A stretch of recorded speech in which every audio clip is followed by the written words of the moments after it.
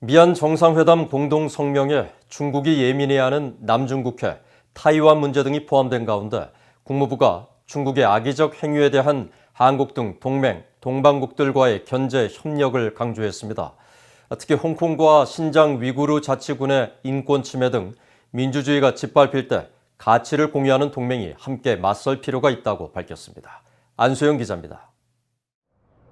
미국 국무부가 한국 등 동맹국과 중국 견제 협력을 강화해 나갈 뜻을 밝혔습니다.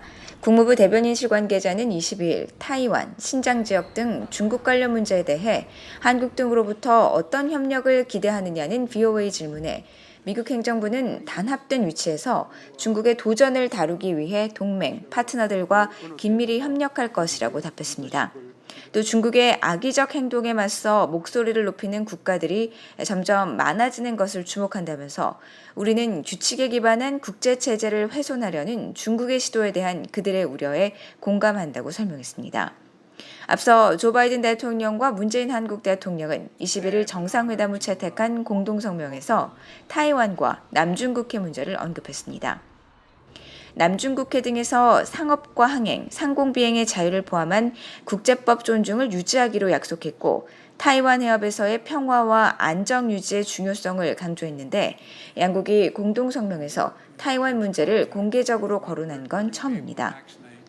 국무부 관계자는 이런 문제에 한국 등이 협력해야 하는 이유를 묻는 질문에 블링컨 국무장관이 지난 3월 3일 말했듯이 중국과의 관계는 경쟁해야 한다면 그렇게 할 것이고 협력할 수 있다면 그렇게 하고 적대적이어야 한다면 그렇게 될 수 있다면서 공통분모는 우세한 위치에서 중국과 관여할 필요가 있다는 것이라고 답했습니다. 이를 위해선 동맹 파트너에 대한 폄하가 아니라 그들과의 협력이 필요하며 중국이 우리의 단합된 무게감을 무시하기 어렵기 때문이라는 설명입니다. 국무부 관계자는 블링컨 장관의 3월 연설을 계속 인용하면서 신장 지역에서 인권이 유린되거나 홍콩에서 민주주의가 짓밟힐 때 우리의 가치를 위해 맞서는 것이 필요하다면서 그렇게 하지 않으면 중국이 더 큰 제재를 받지도 않고 행동할 것이기 때문이라고 말했습니다.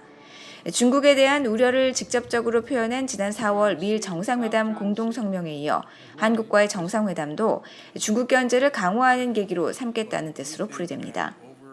앞서 문재인 대통령은 정상회담 후 공동기자회견에서 바이든 대통령이 타이완 문제와 관련해 중국에 대해 더 강경한 자세를 취하도록 압박했느냐는 질문에 다행스럽게도 그런 압박은 없었다면서 다만 타이완 지역의 평화와 안정이 대단히 중요하다는 데 인식을 함께했다고 답했습니다.